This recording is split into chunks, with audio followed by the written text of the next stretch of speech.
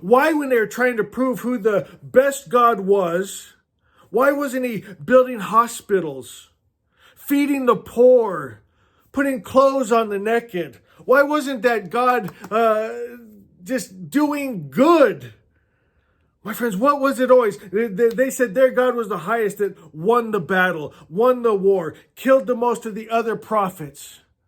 Right? Going and killing men, women, and children, taking sex slaves. And they thought, well, that proved that our God is the highest God. And now we took all the spoils. We won. You lost.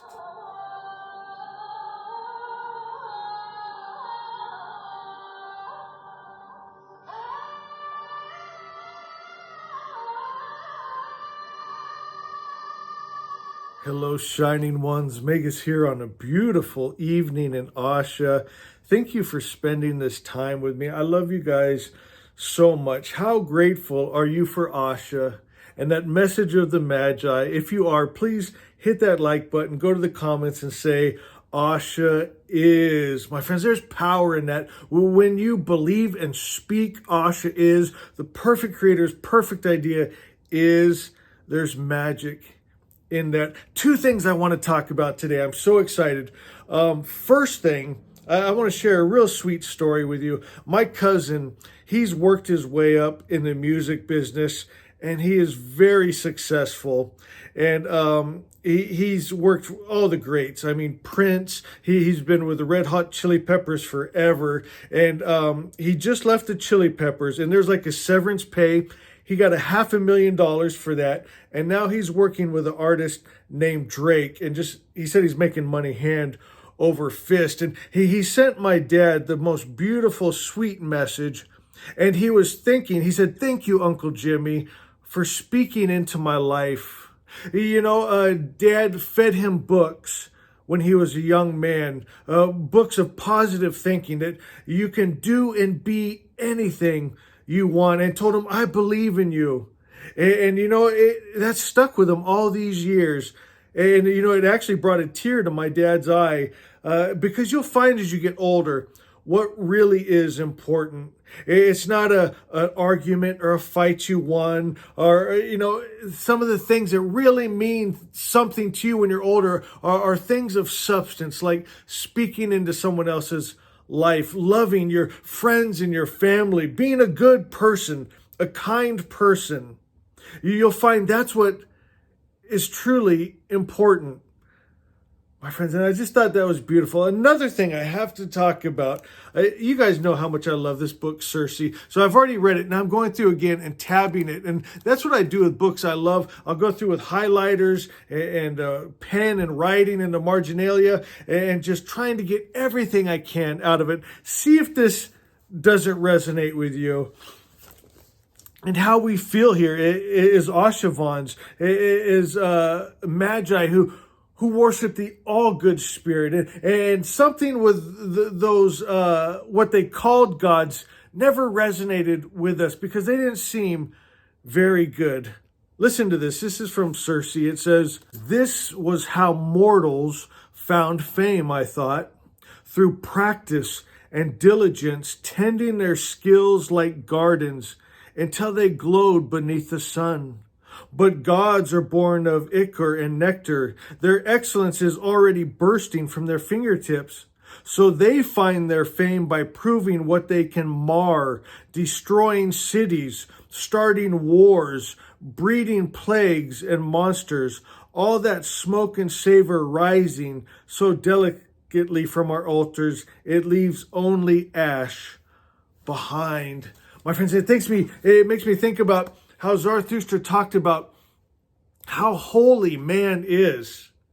That we are so holy that the evil spirit dare not attack us because we are that light that darkness flees from when we're in our true state. My friends, and you know, Zoroaster, he had no patience for those false gods. Shouldn't even have been called gods because they're not good. My friends, did you ever see that when you'd read those stories in those so-called religious books where their gods got angry, jealous, hate, war, killing men, women, and children? Why, when they were trying to prove who the best God was, why wasn't he building hospitals, feeding the poor, putting clothes on the naked? Why wasn't that God just doing good? My friends, what was it always? They said their God was the highest, that won the battle, won the war, killed the most of the other prophets.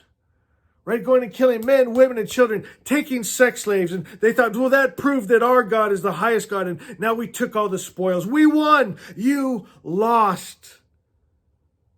My friends, you don't realize how great you are. Inside of you is that divine spark, that Fravashi, that is created in that pure image, that pure light. Your true name is good, that highest principle of good. And it's so much better than the gods. My friends, and I just wanted you tonight to know how special you are, how beautiful you are. And if you're brand new to this channel, I wanted you to hear, maybe for the first time ever, that God has been misrepresented. He is just good. He's unmixed, undefiled, undiluted. He can't do those horrible things you may have read in books that they call holy, books that they actually say God wrote. My friends, if you read them for yourself, you'll see no good God ever penned those awful stories. My friends, the original monotheistic religion, Zoroastrianism, God is just good, that highest principle. And if we'll restore his image and we'll receive that word, that spirit, it'll change you and it'll change your world. We can change the world if we'll go back to that original word. That original word is the perfect creator's perfect idea, the only thing that could come from his perfect mind. Attune yourself to that, align yourself to that. You know, Patanjali in the Yoga Sutras, he said, if you aim for the gods, you'll go to the gods. You don't want that. You got to aim higher. My friends, you got to aim for that pure light, that true source, that all good spirit.